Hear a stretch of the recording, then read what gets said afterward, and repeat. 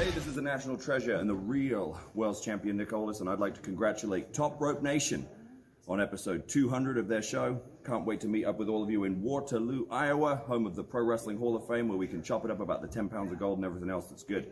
Keep up the great work, boys.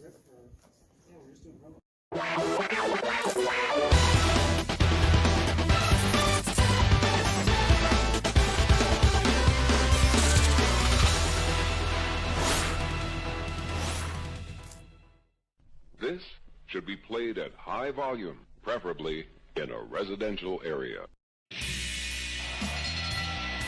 Ladies and gentlemen, it is now time!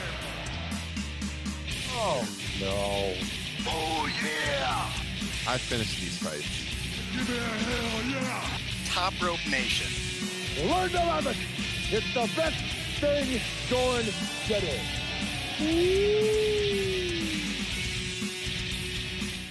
What's up, pro wrestling fans? Spring is in the air. Top Rope Nation is feeling the momentum. Is WWE feeling the momentum, though? We're going to talk about that tonight. It's WrestleMania season, WrestleMania 37, actually WrestleMania week. It's going to hit us hard next week. We're going to talk about where... Speak for yourself! We're going to talk about where our excitement level is for WrestleMania during tonight's show. We're going to talk about some of the issues that have been going on with the WWE Network, maybe a little AEW discussion, and whatever we see here in the chat. We are streaming live on youtube.com/TopRopeNation, and of course the show is available each and every week wherever podcasts are found. My name's Ryan Drosty, and I am joined tonight by both of them, Kyle Ross and Justin Joint, my longtime co-hosts of Top Rope Nation. This is episode 202, Kyle Ross. How's it going out in Ohio tonight? Guess what?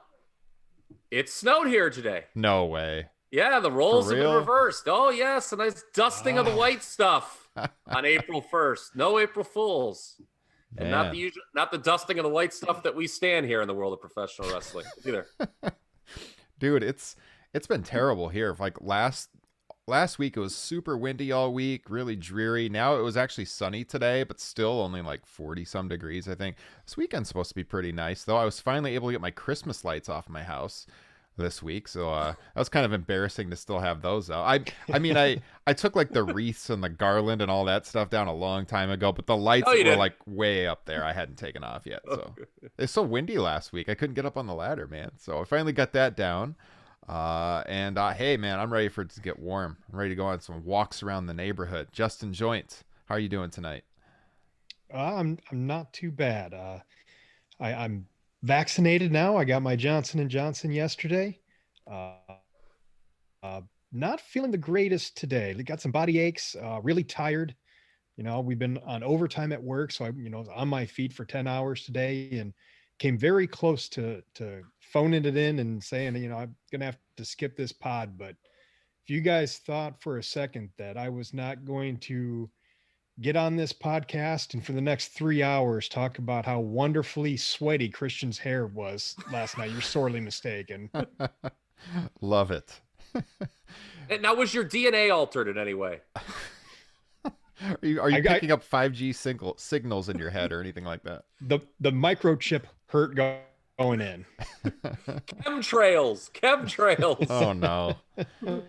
Hey, well, this is good. I'm fully vaccinated now. Kyle, you've had one dose, I believe.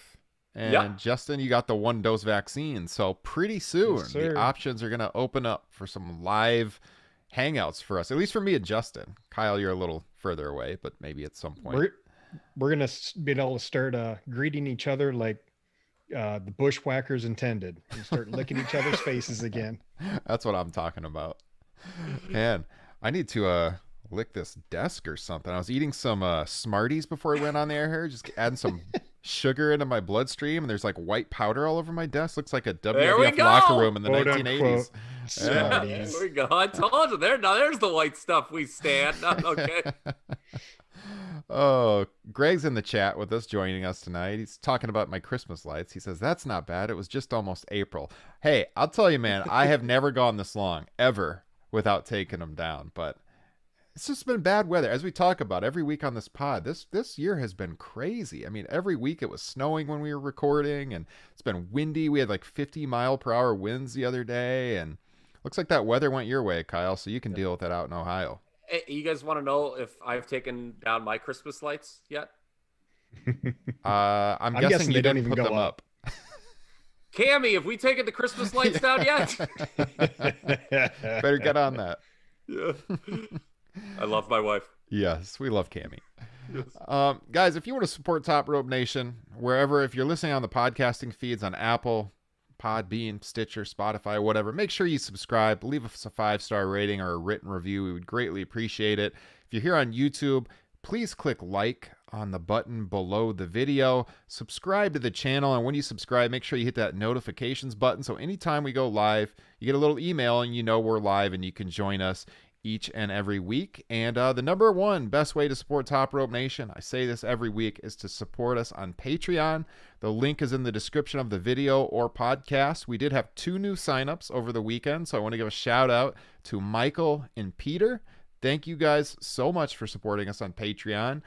You got access right away to that WrestleMania 22 show we did for Top Rope Nation Classics last week. Show was a lot of fun and very timely because this weekend on the WWE Network and Peacock, they have the, the day of documentary on Edge versus Mick Foley from WrestleMania 22. We didn't even plan that. They got a new documentary coming out on that match. So if you want to hear us do a deep dive on WrestleMania 22, it's 2.5 hours. I was at the show. I talk about the live experience that weekend in Chicago.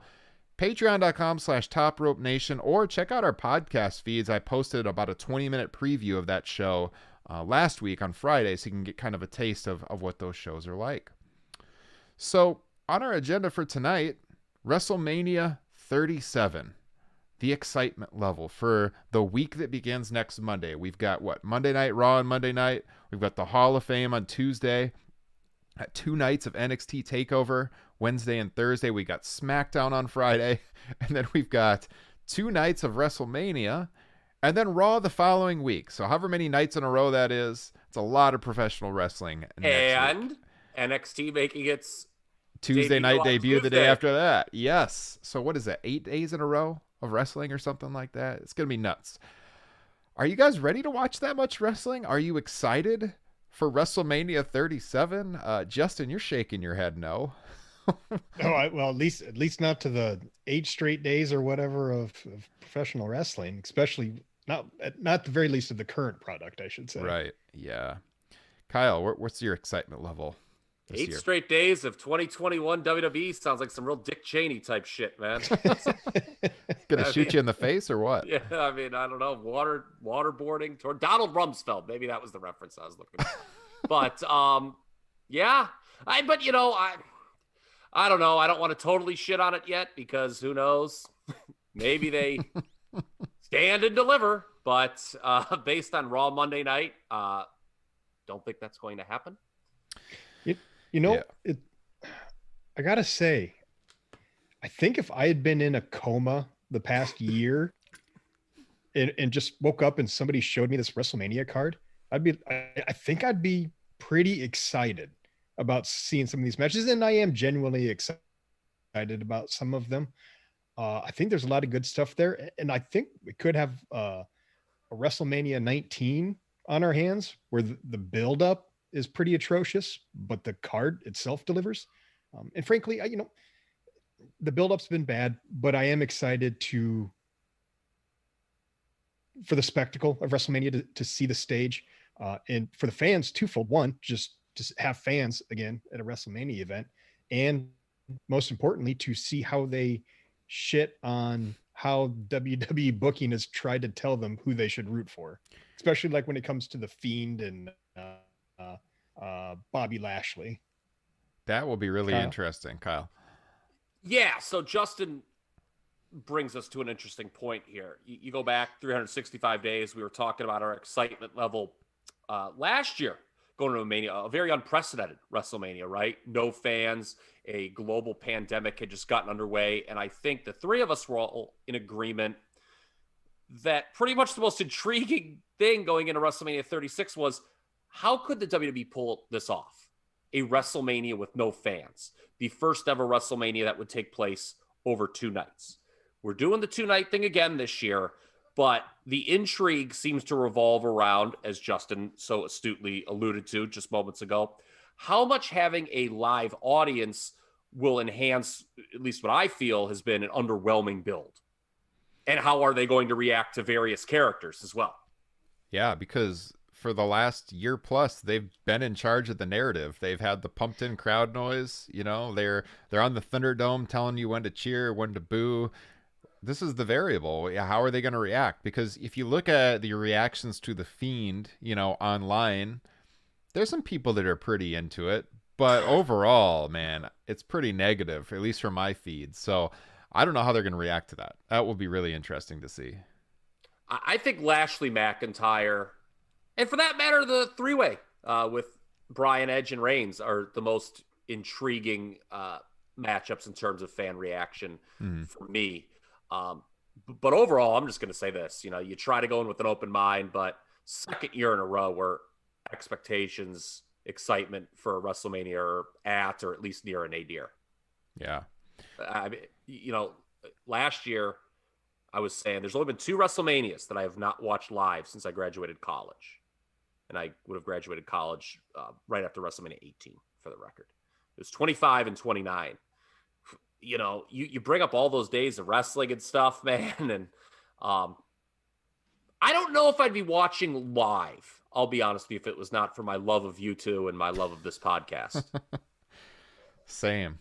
I think, yeah, last year I had some intrigue because I didn't know how it was going to be. We'd never had the no fans thing. It was still pretty early in the pandemic. So there was that curiosity factor. Yeah, I am, like Justin said, you know, looking forward to seeing fans there and the stage and everything. But I don't know. It feels like my excitement level's even below last year, to be honest with you. I mean, it's pretty low. I do think that it is a good card, and we say this all the time on the show. Like, in the ring, it should deliver. But the excitement going in is just not there for me. And that's a problem. You know, after, I mean, how many years have we been saying that? By the way, I'm going to come back to that point later in the show. Okay. But about, you know, over delivering when the build is underwhelming. But the last 2 years of WWE, man, not good stuff. Yeah. You know, people can pass it off as hyperbole or whatever, man. I am dead serious. I think the last 2 years of WWE is arguably the promotion's creative nadir. I mean, what's been good from the last 2 years? I was thinking. I mean, it's pretty slim pickings. Mm-hmm. And even when they start to put something good, they have to shoot themselves in the foot. Like Bianca Belair comes in at number 3, wins the Royal Rumble, eliminating Rhea Ripley. You know, they did the right thing, lining her up with Sasha Banks. And then they put them in some meaningless feud for the tag team champions. And then Rhea Ripley just comes in, asks for a title shot, and gets it. So that throws away the meaning for the Royal Rumble winner. And then not only that, they directly go into a feud for the tag team championship. Yeah. The exact same freaking thing. Yeah. I mean, I'll tell you, Kyle, if you think about what's been good, Sasha and Bayley last year. Absolutely. And Bayley's not even on the card. Yeah, that sticks out like a sore thumb to me. I don't know if they're going to find a way to shoehorn her into that women's tag team title situation. But wow, that would just be very unfair for someone who was such a key part of SmackDown over the course of the summer to not even make WrestleMania. Mm-hmm. I mean, my God, you see some of these dregs we're putting in the Andre Battle Royal? Come on, man. Hey, you know what else was pretty good? The Hurt Business. Oh, and what did they do with that? How was Monday Night Raw? All right, well, we got to, because Justin's poking the bear a little bit. Segue. Yeah. I think we got to move on to the longest running episodic program in the history of television. All right, let's do it. That show fucking blew. Yes. I don't know what to say. It was like, I mean, people are critical of Raw a lot, and rightfully so. But this was like, even by Raw standards, Monday night, in absolute those are dumpster fire. Those are low standards these days. And look, we're going to talk about Dynamite maybe at some point in the next hour or two. And they're not all home runs over on TNT Wednesday nights either. But there have been a couple times I think over the course of the last year and a half or whatever, we've been like, man, every segment on Dynamite worked. Mm-hmm. Well, this past Monday on the USA Network, I don't think a single segment worked. Over a 3-hour show. I mean, they should call this show Monday Night Albatross at this point. How can your promotion be good? How can you expect to attract new viewers when every week you have a terrible 3-hour show? Granted, they're not all this bad, but they ain't good usually. Yeah, asking your audience to sit through 3 hours of that every week and then to present a show like that, I mean, what is the draw to come back? They rarely even have like cliffhanger endings. So it's just like, why would I tune in again after sitting through that?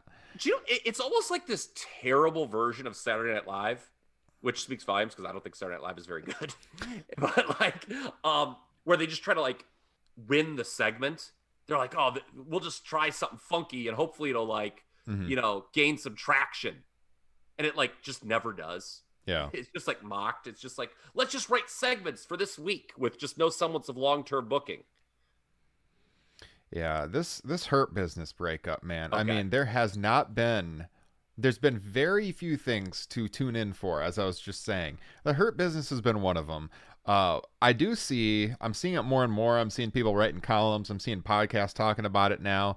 Starting to get on board with what we said weeks ago, that Bobby Lashley should retain at Mania. Now, I've been seeing. I'm not so sure about that. Well, we talked about it, what, 3-4 weeks ago? We were saying it like right after he won the title that, hey, maybe this thing has some legs. Give it a try. Now more and more people are starting to get on board with that. Of course, we didn't know they were going to break up the Hurt Business when we said that. But like that has been one of the few draws to Monday Night Raw. So just shocking. It really makes no sense either when you think about it. Like from a kayfabe perspective, if you're Bobby Lashley, you're the champion, and you're in a 4-person group, why would you want to get rid of 2 people? That like makes no sense. And with WWE, it's just so frustrating because it's just kind of like they're telegraphing that the 2 low guys on the totem pole don't belong there. Mm-hmm.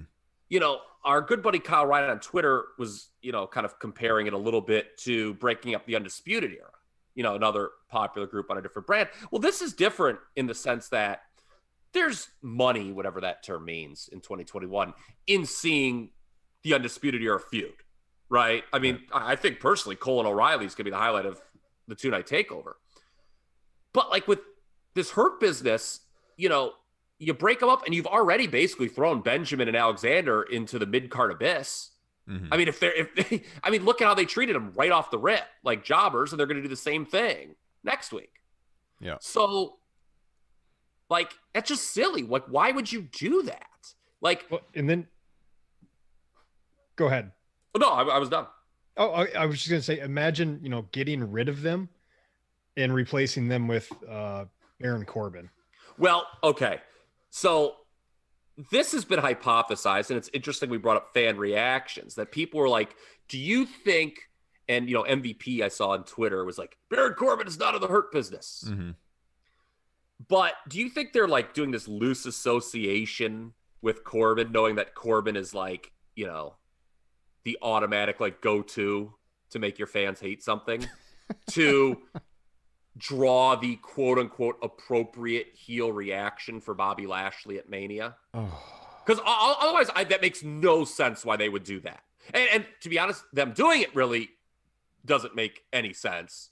Because here's the thing. If you don't want people to respond positively to Bobby Lashley, then why in God's name did you book him like a babyface against The Miz when he won the title?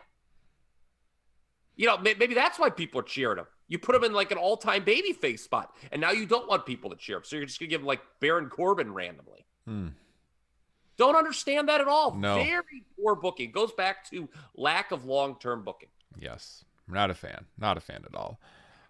I mean, this feud was kind of easy. We talked about this, maybe Elimination Chamber, right around that time when this angle started to, come into focus. There was a very Pro Wrestling 101 way to do this, where you just have your 2 brands champions go through everybody. They don't have any challengers left. They kind of come to this point. It's like, hey, I don't have any challengers left either. Maybe we do this at Mania. Mhm. And if you want Drew to be the babyface, which they do, well, it's all about him overcoming 4-1 odds. Like, that's very basic and very simple and very time-tested. Mhm. And for some reason, WWE doesn't like Pro Wrestling 101 anymore, and I don't know why. Because they're not a wrestling company, Kyle. Yep. Oh, no. They're trying to reach a wider audience. Yep. They know better. They know better than that time-tested formula in professional wrestling, because we're not a wrestling company. They make movies. What was that movie? See No Evil? No. Well, yeah, that was one. That was, in fact, a movie they actually made. Well, The Room is what I was thinking of, that, like, universally mocked movie. Yeah. Speaking of universally mocked, what do you think of The Fiend's appearance on Monday Night Raw in Alexa's God. playground? What are you doing? Oh, so yeah, this Alexa Bliss stuff, man. I said every week, it's freaking terrible. Get her away from this as soon as possible. She's Get in the box.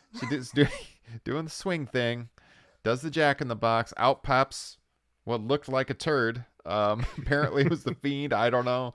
And then the Fiend is sitting next to her on a swing, or like a dummy of the Fiend, and like I'm watching this and it's like, who could see this and not just laugh at how terrible it is? I mean, they're going for scary, not funny. And you watch it and you're like, geez, like, who was entertained by this? This is just awful.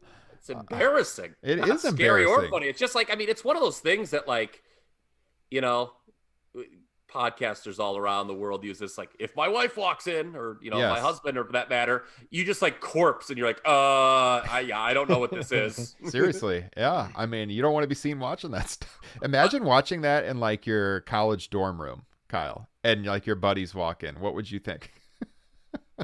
You'd be like throwing your blanket over the TV. Nope, I don't know. I don't know. I would don't just know throw the what TV that out was. the window. Yeah. I mean, I've said it before and I'll say it again, man. I think the Fiend may not be the worst thing in the history of wrestling, but it's the worst thing that some people think is good. Mm-hmm. Not mean, good. It, Not it, good it at is all. it is one of, you talk about that WrestleMania card. It is one of two matches that I am absolutely dreading Mm-hmm.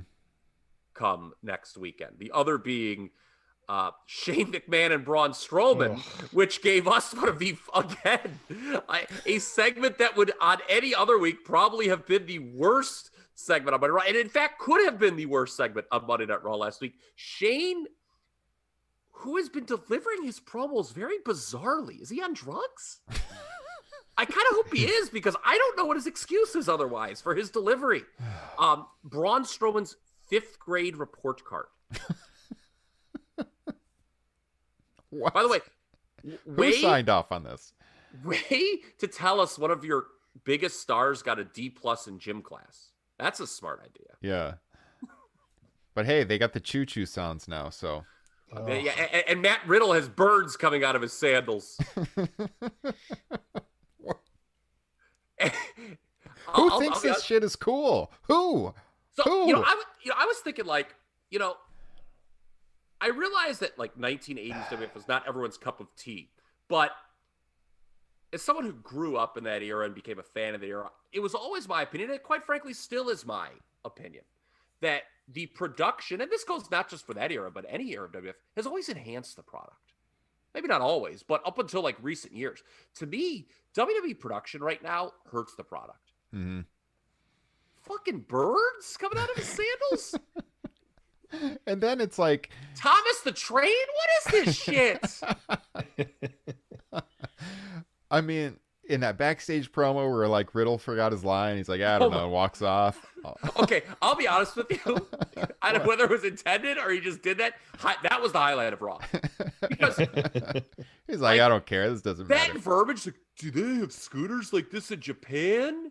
Who Who greenlit that line? Dude, they have made Riddle into the biggest nerd over the last few Yes. months. Like, it's it's burial. Like, how do you recover from this? Like week after week after week, where he comes up in the scooter and just the stupid lines, and it's just like, man, this is a guy who's the hottest thing on the independent scene for years, and we raved about him when they signed him and how he's a difference maker, could go right to the main roster, and they bring him up there, and he's got birds coming out of his sandals and giving the shittiest promos each and every week. Like, no, I don't know how you could script those promos and think like, oh yeah, people are going to really get behind this guy. Like, this is someone people are going to want to see. Like, who is sitting around in these writing meetings as they write these promos and think like, hey, yeah, it's a great idea. This sounds good. That's some good shit right there. I don't get it. How? I don't know. It's someone who thinks Zeus Where's My Car is an accurate representation of stoners. I don't get it, man. I don't know how anyone could think that this is good television. And by the way, we haven't even mentioned, I mean, how bad is this that this is like third or fourth down the list? With Matt Riddle, of course, there is a sort of elephant in the room, what might be number one, but we'll blow by that for now. But he's lost like 2 non-title matches in 3 weeks since winning the title. Yeah. Like when they announced the match with Sheamus before Raw, this is WWE booking in a nutshell. You knew exactly what was going to happen. And yes, we're very online fans. We know how WWE books. We had heard rumors, and it was logical that Sheamus and Riddle would be married to each other for Mania because they didn't have anything else going on. But like, there's going to be a non-title match between Sheamus and Riddle for the U.S. title. By the way, Riddle. Oh yeah. Riddle. He's be coming out wearing green with question marks. I wonder if Sheamus is going to win that non-title match to set up the Mania match. Oh, of course. Yeah. And then they make him and Braun look like dopes in that hideous Drew McIntyre backstage promo. That wasn't on Drew. Again, that's on the writing staff. For people who watch that promo where he went in the back, he's like, oh, I'm looking for a fight. Who's looking for a fight? Come on, stop tweeting. It felt like somebody who had watched 1998 Steve Austin and did not understand in the least bit why 1998 Steve Austin got over. Like, Steve Austin got over because he said cool shit. Mm-hmm. Like, remember when he went up to Gorilla Monsoon and was like, they call you Gorilla, but to me, you're hee-hawing around here like some kind of jackass? Like, that's funny. Yeah. Yelling at Drew Gulak about tweeting is not funny. Let Drew McIntyre shine. Let his actual personality come about. Don't script every single line because the script writers are garbage. Like, Steve Austin didn't have people scripting every line he said on like that's the greater issue. You talk because I got one of my buddies had something on this today that I thought was right on. The worst part of that promo is how they came back from break or whatever, and Drew is just sitting backstage like forlorn and morose, like just sitting on the thing. He's like, he's just stewing, and he just decides to storm in the locker room, and it's like so scripted and so unnatural and so bad. He like backs down Braun and Drew, and they're both like, well, yeah, I'd fight you normally, but we're really supposed to believe in that guy. Here's the thing. Okay, so my friend Adam Martin, who was editor of WrestleView.com for years and years and years, and he's a really smart fan, but he barely watches wrestling anymore. Today is the 20-year anniversary of WrestleMania 17, right? It is. Arguably the greatest WrestleMania of all time, one of the best builds to WrestleMania. And someone had tweeted out the sit-down video of Austin and The Rock and JR in advance of that match. And it's the one where Austin is like, I need to beat you, Rock. I need it more than anything you can ever imagine. It's such a great promo. And so my buddy Adam quote tweets that, and he says, stuff like this only reminds me why I completely stopped watching the modern product. This is so simple and yet effective. Now they'd make someone remember 3 pages of script and regurgitate it like a robot. Pretty much. Yeah. I mean, that's exactly right. I mean, yeah, that's one of the biggest problems is the script, the over scripting of these characters and the way they talk. Just let them be themselves. WWE television, look, I'm not pulling any punches with this call right here. It honestly feels like a poorly acted high school play where the actors are being held at gunpoint. That's like, when I watch some of these movies, sometimes I think that. Like, that's just how bad it is. Mm-hmm. Miz and Morrison, you talk about bad.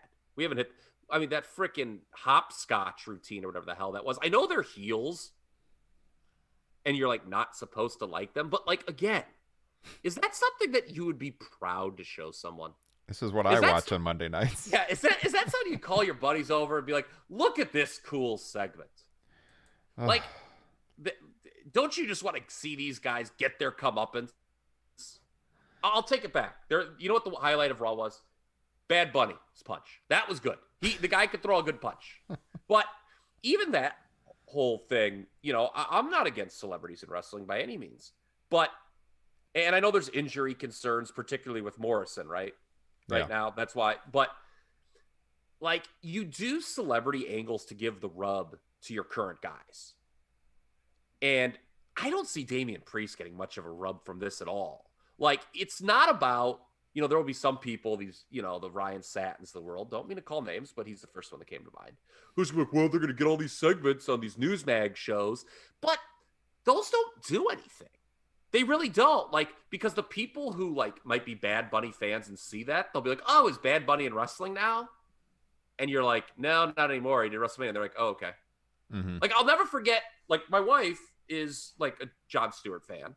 Or was it Jon Stewart? I don't know. You know, it still follows him now. I don't know what he's doing. But, like, he was at SummerSlam the one year, right? Yeah. And she saw the video independently of the thing with Cena and Rollins. She's like, oh, is Jon Stewart in WWE? And I'm like, no, he just did that. She's like, oh, okay.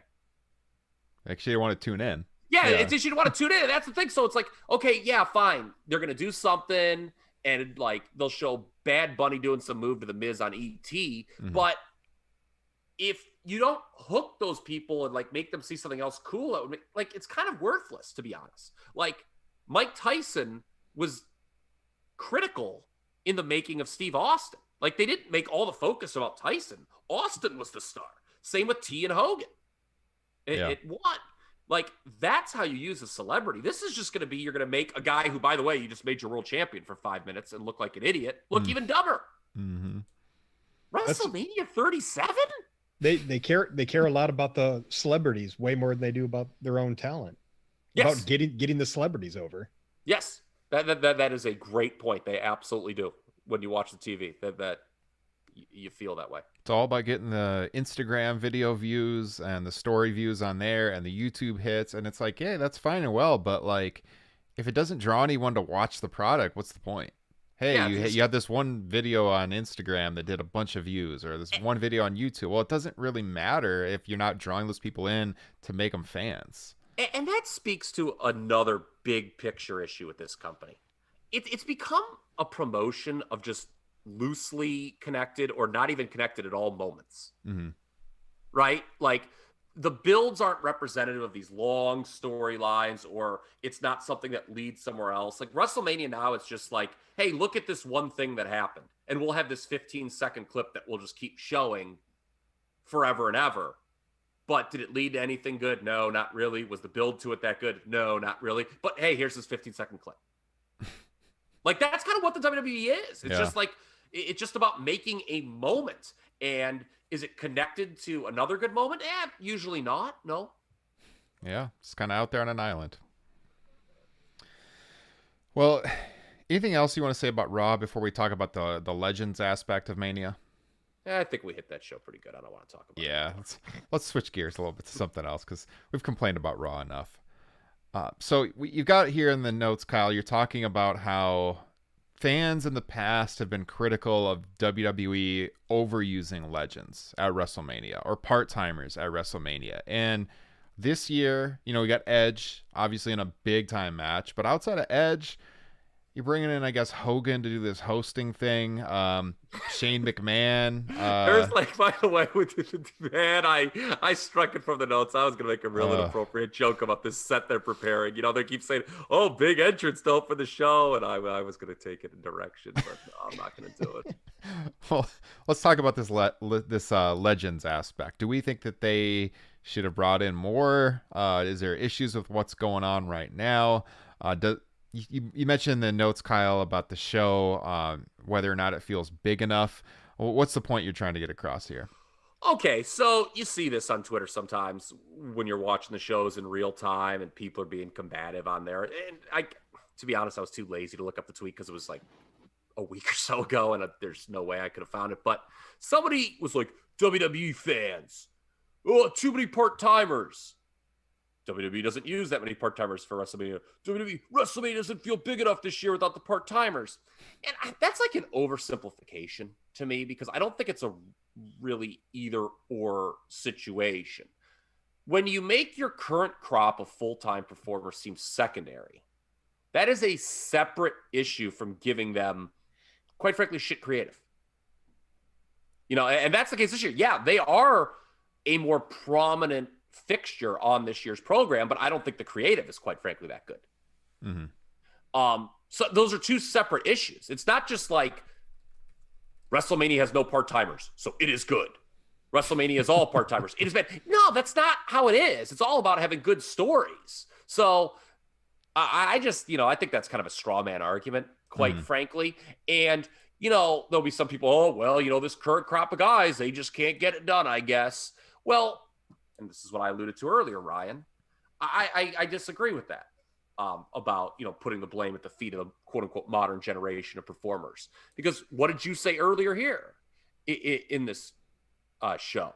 Well, a lot of times, bad creative, no one's looking forward to these pay-per-views, these guys get in the ring and they deliver to some sort of degree. Mm-hmm. And people are like, oh, maybe that show wasn't as bad as I thought it was going to be. Well, imagine if these guys actually got good creative for once. Yeah. I mean, all these guys who leave, that's what they're talking about, is that they're handcuffed in the WWE, and then they leave and they're free. I mean, especially like Jon Moxley.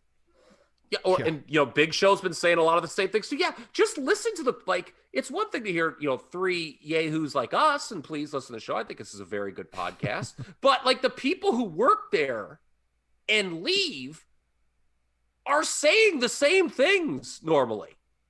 Yeah. I mean, the people that work there aren't going to say it, obviously, for obvious reasons. But the minute they're out the door, they're saying a lot of the exact same things. 100%. Nobody thinks the current WWE creative process is good. Yeah. No one. Not even the people in charge of it. Yes. So why do they keep doing it? Why hasn't anything changed? It's so weird. Like, you talk about 20-year anniversaries, WrestleMania 17. Well, not that long ago, what does that mean? WCW went out of business 20 years ago. And I think it is like so fascinating how WWE inherited some of like the shitty traits of WCW once it went out of business. Like these large booking committees and the corporatization of wrestling. Yeah. Like, it's so like, of all the lessons to be learned from WCW, don't do that. Don't have this revolving door of 72 people trying to book at once. Is it just all because of all the money that's coming in? I mean, we talked about it when they had the earnings report. Most profitable year ever in 2020. They're getting these massive TV deals. They're getting the massive amount of money for the Peacock deal. So when you're making that much profit, I think they just thumb their noses at the criticism and say, it doesn't matter. Look how much money's coming in. I would love to sit in a writer's room, be a fly on a wall, and scare the hell out of everyone by being a ghost, and yell what you just yelled about 15 minutes ago, Ryan. Do any of you think this is good? How can you really believe this? Yes. Like that is like the fascinating thing, right? Like, does like from the top down, Vince, Hunter, whomever, all the important Bruce, are you proud of these weekly programs? Mm-hmm. Like, that's the $1 million question, I guess. It's kind of sad if they are, right? I don't know. It's just like they're in this loop where it's like they're getting the positive reinforcement of the money coming in. So they think, why would I change anything? We're making all this money. And I see this too, like sometimes on our Twitter account. If you're critical at all of WWE, sometimes these WWE stands come out of nowhere and they'll be like, well, they made the most money they've ever made last year. So who are you to say the product's garbage? It's like, that doesn't mean the product's good. You're talking about an established like entertainment entity here that has a reliable audience, not an audience as big as it used to be, but a reliable audience that will continue to tune in, that has this vast archive of content, which, hey, we can talk about the issues with that. But Peacock, they paid for the live pay-per-views. They paid, hopefully, for the archive. They're not paying for 2021 WWE Raw right now when they're making that Peacock deal. They're paying for, we've got a reliable audience that keeps coming back. But they're not growing their audience is the problem. And, to that point, you look throughout most of the history of WWE up until like, the last 10 years or so, maybe even a little longer, the state of the company creatively was very much tied to the financials, right? I mean, you look at when the company was doing big business, late 80s, late 90s, early aughts.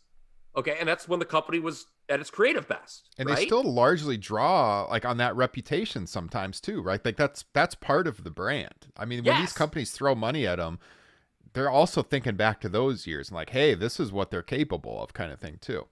But now, like you just said, Ryan, yeah, do you think like these Fox executives are like watching these storylines from the last couple of years of WWE and are like, dude, we have got to get the show on our network Friday nights? Are you kidding me? Yeah. We are in an era for the first time, and hats off. Okay, headphone man. Hats off to WWE. They have found a way to make a assload of money despite not being creatively good. And for the record, sometimes you can be creatively good and not make a lot of money, depending on what if your audience is kind of small, right? You know, like ECW. You always got critical acclaim. It never made big money. Yeah. Some people would point to AEW right now, although AEW has guaranteed, has done things that ECW never accomplished. Take that, Dave Shearer. It's just an aside. I'm sorry. Kyle's just firing shots tonight. I get very passionate sometimes when I see bad tweets. Hey, have you spoken to Satin's barber yet? Have I spoken to the bar? No, I have not spoken. No, right, I have not spoken to Satin. All right, I'm sorry. Carry on. He got real salty about that. You see, I almost felt bad for a minute.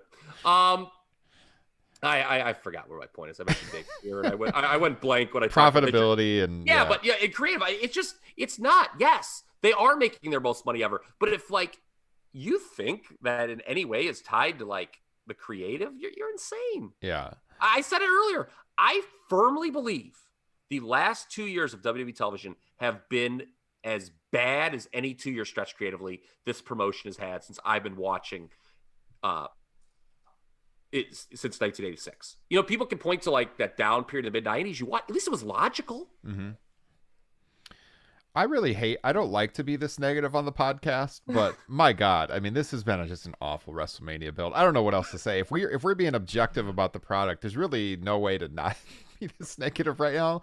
Hey, if you're new to the show, we are very positive when good stuff is happening in the past 5 years, but this is not good stuff right now. It's not like I have some like bizarre obsession against WWE. It's not like I like watching bad TV and having to talk about it. I would love nothing more for Raw and Smack to be good and to come on here and be like, oh my God, man, I'm having the time of my life. Yeah.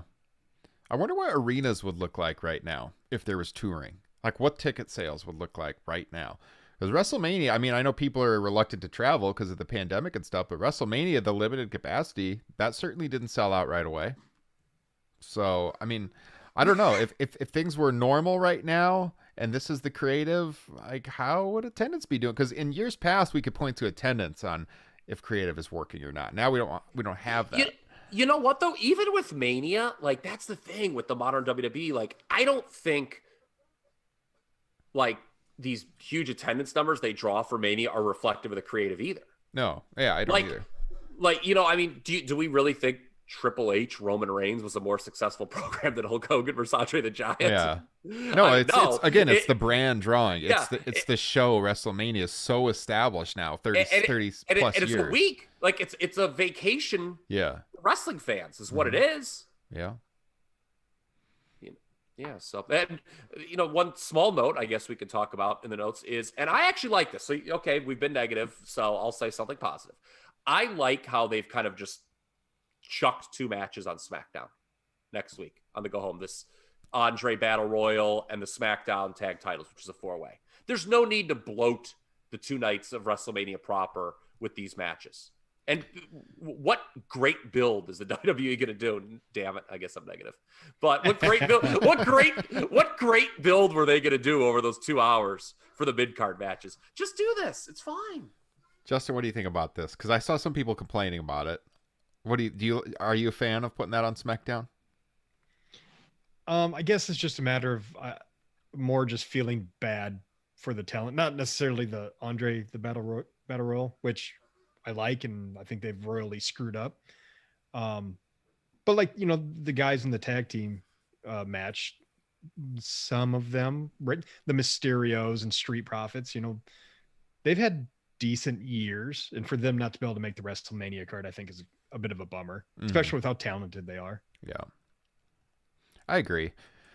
But yeah, I mean, at the same time, we've talked about this before too. Not everyone needs to be on WrestleMania, although those guys deserve to be on WrestleMania. So again, it's indicative of creative that they weren't able to come up with something better to get them on the show. So I mean, where they're at now creatively, it's hard to make the argument, I guess. I mean, I could be cold for a minute, not to pick on anyone. I'm just looked at the list and just pointed to a random name, and I'm decided I'm going with him. I mean, Tozawa being on the main card doesn't put any money in my pocket. I mean, it's like, again, like I'd rather watch the Andre Battle Royal than whatever, hokey hype they're going to do. It's better that, I know it's Raw, but it's better than, watching the Miz and Morrison video again. Yeah. All right. Let's shift into a couple news topics, and then we'll bring it home for the week. So you guys see this Andrade interview he did with Lucha Libre Online, I believe it was. Was it Lucha Some of the tidbits? Yeah, I want to make sure. He did it with Hugo. Yeah, Lucha Libre Online. Yeah, that's right. So there was a lot of headlines come out of that initially because it felt like the translation was kind of messed up right away because they had to correct some things, especially with the Charlotte Flair pregnancy deal. But evidently Charlotte Flair had a false positive pregnancy not announcement, but she was informed she was pregnant by WWE personnel, I guess the story was, and it turned out she wasn't pregnant. And so that had to do with why they removed her from television. That's a mess. Yeah, because she's been cleared from COVID, right? Yeah. Okay. She was at Raw this past week. Yeah. So, I don't know. Anything stand out from this interview for you guys? I wouldn't be happy if I were Charlotte or I were Andrade. I mean, look, we're all fine. I mean, like, it's like a real bummer. Be like, I mean, think of like being told, hey, you're pregnant. And then it being like, psych. Mm-hmm. Like that. I mean, that's a stressful situation. And, the thing I really felt bad for Andrade was, correct me if I'm wrong. He like told the story that he'd been cleared to return and like Vincent Hunter didn't even know for 3 months. Yeah. And how does that happen? How the hell does that happen? So it's sad on two levels. One, it's sad because it just shows like the incompetence, like how do they not know? That one of your performers is cleared. That's really bad. And number two, and this is the saddest thing at all, they obviously weren't asking about Andrade. Yeah. Like, if like Andrade was important, Vince would be like, what's Andrade coming back from that injury? Apparently that question was never asked. And like, so you can see why Andrade would want to get the hell out of there. Mm-hmm. Big money contract too he walked away from. Yeah, although that had to be clear, the $3 million. People were like, oh my God, he's paid $3 million. I mean, at first, I almost fell out of my chair. I said, yeah. Andrade, please stay in catering for God's sake. But that turned out to be, that not over the course of 1 year by any means. Yeah, total. Guy looks like such a star. Yeah, it's just so stunning that you can't find room for him. Great worker, done great stuff. I mean. Yeah, I don't know. There was an interesting bit in there I found where it had to do with Drew McIntyre. Also had a lot of positive things to say about Randy Orton. But there was a Everyone point. loves Randy Orton. Yeah, Randy Orton has done a hell of a babyface turn. I've said it before, but man, too bad he's headed for back-to-back worst match of the year contenders at WrestleMania. Too bad he's in there with the Fiend. Yeah, maybe he can work some miracles. Well, apparently, like they had this match with Drew and Andrade, and he was supposed to put over Drew and make Drew look just like a monster, and he was specifically told to basically get no offense in, but Drew told him no, like under the table, do your stuff. I thought that was kind of cool. Yeah, I specifically mentioned McIntyre and Randy Orton as two guys that really treated him well while he was there. Yeah, didn't he say like Orton would go up to him like, why aren't they using you? Mm-hmm. And that was kind of what pushed him out the door. Yeah. Andrade. Yep. Well, didn't he also mentioned something about the fact that he doesn't speak very good English? He thinks that's the reason why they might have not used him, but there's plenty of guys who, speak English, but can't talk on a microphone and they still get pushes. Mm-hmm. And here's the thing, we talk about this a lot about, okay, if a guy is a negative, you hide it and you accentuate his positives. Well, you gave him a manager. Like, who cares, about his, he has a manager, okay? Haku wasn't exactly Edgar Allan Poe.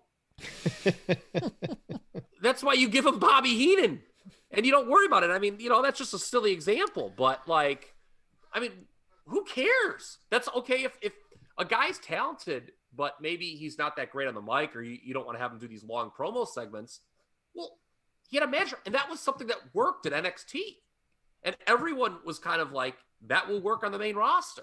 And they never really gave it a fair shot. Yeah. Which begs the question, what the fuck is the point of NXT? Yeah, it's moving to Tuesday nights now, so maybe we'll have a different goal in mind rather than siphoning off viewers from AEW. Yeah, who said Triple H didn't want to work Tuesdays? Yes, it's a great reference. Oh man, so we had two other topics on the agenda to hit. We can hit them in either order you guys want to. We've got the WWE Network fiasco, and then we've got the Wednesday Night Wars. I guess we hit the WWE Network because we've been talking about WWE, and we'll close with AEW. So, boy, this WWE Network thing has been a mess. When you first heard about it, you think, all right, they're going to transfer the archives. They told you they're going to transfer the archives. If I'm going to have the same product that I have now and get access to the NBC Universal stuff, hey, that's a hell of a deal. But if I would have told you when they announced it that, well, when they launch, you're going to have way less stuff than you've been paying for the last 7 years, and you might have the archives by August, I think the reception would have been a little bit different. Not even just the archival content that's on there, but just the organization of it is so bad. It's tough to find stuff. WWE Network, the standalone platform that they have developed, is a very good streaming service. It's something that they should be proud of. They've built this up for 7 years, their own product, but all it takes is that big check, and Vince, there you go. Sorry, US fans, you're gonna have an inferior product now, and to hell with what we've built on our own for 7 years. Off you go to NBC Peacock, and it is terrible. It is really bad. I, as a huge fan of wrestling, obviously, and a fan of the WWE Network, this has been so disappointing to watch roll out. And there are ways that U.S. people can still get the international version right now. I won't go into too many details, but I think, hey, I'm not talking about illegally. You're still paying for it. You're just paying international currency for it. And some people have resorted to that because the Peacock is so bad. If you were getting the same thing on Peacock, there's no need to do that at all. But you're not, and it's going to take. How do you pay $1 billion for a product and not have it ready on launch? I don't get that. $1 billion and not have the content transferred over? Do you think they had no idea about the size of the archive? They had to have. How do you pay that much money and not know? You're right. You hear the number, right? They always talk about how many thousands of hours of archival content they have on there. So they had to have some idea. Maybe they didn't know, how it, was organized or whatever. I don't know. I'll say, go ahead. I don't think they cared at how long it's going to take them to roll it out. It's like, hey, we got this toy now. We'll just give them bits and pieces of it as time rolls along. It's like, we're going to give them WrestleMania. They're going to be happy. They don't care about wrestling fans. It's so bizarre. Can you imagine if Netflix sold out to a different company and Netflix switched to a different server and all of a sudden there was 5% of the content on there? People would be fired up. Completely nuts. Yeah, so you're right. This is not because some people go, oh, typical wrestling fan. I always find something to complain about, but that's a very strong analogy in my opinion, Ryan Drossi. So I have not had to use Peacock yet, by the record. I believe we were talking about this off air. I believe the WWE has just charged me an additional $9.99 because my service does not run out till April 23rd. I've been waiting for it every day to just go dark and them to force me to go to Peacock, but we'll see on April. What you said on April 3rd I that think it's April. It's the 3rd or the 8th. I don't know. I have those two dates in my mind, but one of the two, April 3rd or April 8th. The U.S. was supposed to go dark, but okay. So we'll see. I'm hanging on as long as I can, and like I said, we were joking off air, like in like the middle of WrestleMania, I'm gonna like have to like sign up for Peacock all of a sudden. It's the way the archival content stuff has gone up too has been really like no rhyme or reason other than them wanting to get all the WrestleManias up because like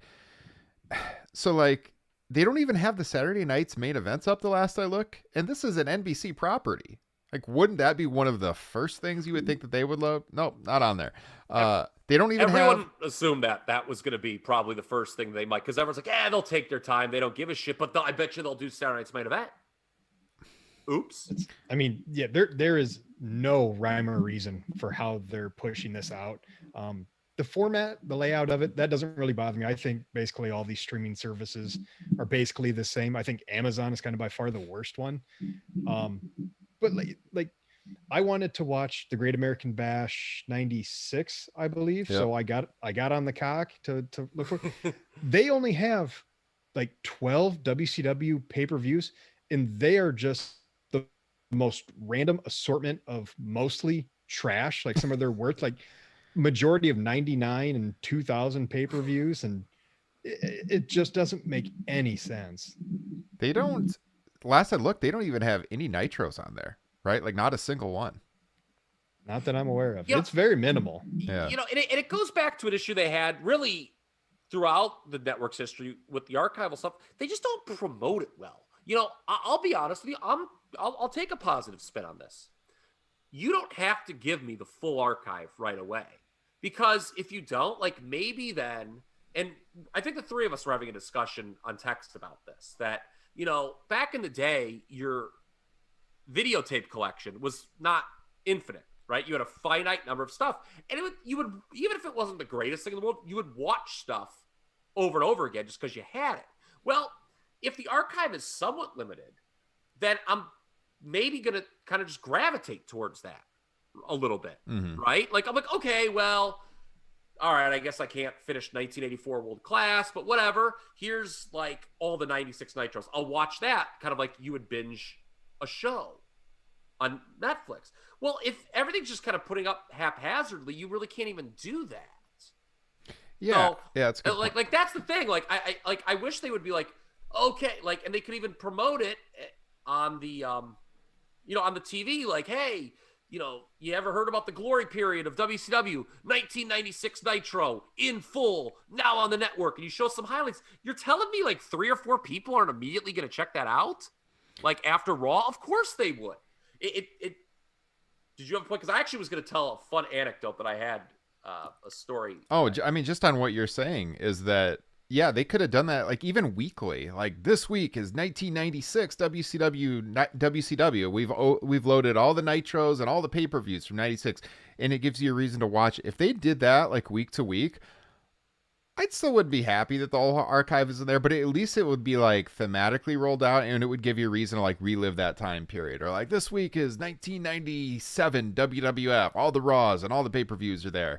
Like go relive it on the network, and then put together like some flashy highlight package on TV. That would be a really cool way to roll it out. But yeah, like Justin said, the way they're rolling it out now with no rhyme or reason, it's so scattered, and you don't really, I don't know. It's awful. Greg in the chat said he watched Capital Carnage this afternoon just because there wasn't much to choose from. Is it Capital Combat? Because that was a WCW, yeah. Yeah. I think there was a WWF Capital Carnage. There was. That's what I was asking. But so I had a discussion once with somebody internally in the company, and they gave you that old company line at the time. Oh, not as much people are into that archive as you think. And I was like, it's because you don't really promote it very well, quite frankly. Mm-hmm. And, they always, get a little chippy with you. They'll say, well, how would you promote it? And I kind of said what I just said. I'm like, well, what if you had one of your announcers that had like a shred of credibility? Say JBL at the time, okay? Had JBL's pick of the week. You all should watch this on there. You're telling me people would not go watch it? And they're like, that's not a bad idea.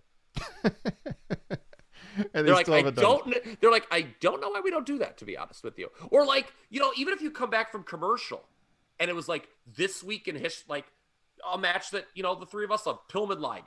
Okay, Super Brawl 2. Let's say you had Ricochet and like two other guys said, "Oh, I love this match growing up." You're telling me people wouldn't go to watch that match?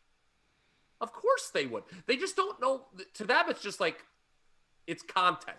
Yeah. It has no meaning, no rhyme. It's just, we just dump a bunch of shit. You'll watch this shit. Well, of course people are going to be confused. I mean, it can be overwhelming, even for someone like myself, the amount of content. So I'm like, God, I just want to watch it all. And, you know, like, there's just only so many hours of the day. Yeah. But they've never done a great job with the archive, as awesome as it is to have all that stuff there. Besides just having it all. Yeah. I don't think they've ever promoted it well, quite frankly. We got a lot of listeners over in the UK and a few patrons over in the UK, and you guys keep enjoying that old version of the network. We really got screwed here in the United States. So we got some Canadian supporters too, but yeah, it's not good here right now. Hopefully they get it straightened out, because there has been a lot of complaints. It's all over online, Reddit, Twitter, wherever you look, Facebook. People are complaining about it, and with good reason. And if it's on Reddit, it must be true. All right, let's close with the Wednesday Night Wars while they're still around. So, as we said, April 13th? Something like that? I think it's April 13th. NXT moves to Tuesday nights. Our friend over at Mat Men, Andrew Zarian, he was the guy that broke that story weeks and weeks ago. It was officially announced the other day. And so, next week will be the final week of the Wednesday Night Wars. And this week, Dynamite came out on top of NXT, as they usually do, but it was a little bit closer than usual. And actually, I believe there was a tidbit in there. I think among 18 to 34, NXT actually slightly won that demo. Yeah. Which doesn't usually happen. So that was surprising. I think in the end, we've talked about this. It's going to help. It should help both companies, both brands, to be on separate nights. So I'm excited to be able to watch AEW and not channel flip it all, and maybe if something's good on NXT that I can tune in on Tuesday night and not think about what's going on Dynamite, so that'll be a good thing. What do we think about the quality of AEW Dynamite lately? Kyle, you have in your notes that this was a good show, but apparently only 699,000 other people did, looking at the viewership this week. Yeah, I really liked the show. And I'm thinking, why have numbers been disappointing the last few weeks? Because I think every television show since Revolution's been good. Fast-paced, hard-hitting. I mean, the one criticism of Dynamite is, are they doing too much on their TV, which is a very interesting criticism of that. But man, in my heart, I still think it's that Revolution effect. People were fired up for that pay-per-view. That pay-per-view, we reviewed it. We were not happy at the time, just like a lot of other wrestling fans. And I think people kind of soured a little bit on AEW, and it's going to take time for people to come back. Right now they're probably, I don't know what the floor is for Dynamite viewership, but I don't think it's much lower than 700,000. Yeah. Hey, you said it off air. Stay the course, right? Yeah. I mean, I think the booking's fine. And, it's so interesting to hear some of these criticisms. Oh, there's too many factions. Or they're doing too many. It's like, that's how you keep, like, what AEW does better than, main roster WWE is preventing folks from falling into that mid-card abyss. I'll use that term again, right? It's just, and if you put somebody in a faction, I've always liked factions because it's a way to put them on television, but they don't have to, like, wrestle a match. You don't have to lose a match that week. And, you can just have them on TV without really doing much. And, yeah, they have a lot of guys. They have a big roster. So factions are a good way to kind of get more folks on TV. The fast-paced television reminds me a lot of the Monday Night Wars. And that's how it was. And I like it, as opposed to the very just boring and obvious WWE television. But some of it, I think the closest with NXT has a lot to do with what time of year it is. WrestleMania's on the season. So NXT is a week away from TakeOver. So they should be peaking. I absolutely anticipate NXT will win the last one as that war. If they don't win next week, that's kind of embarrassing. Yeah. For a TakeOver. So, there'll be a little victory dance maybe, in Stamford over that one at Full Sail. But I don't know. I think AEW needs to work because I've really enjoyed the last 3 weeks. I really have. What did you think of the Arcade Anarchy? I liked it. Okay. It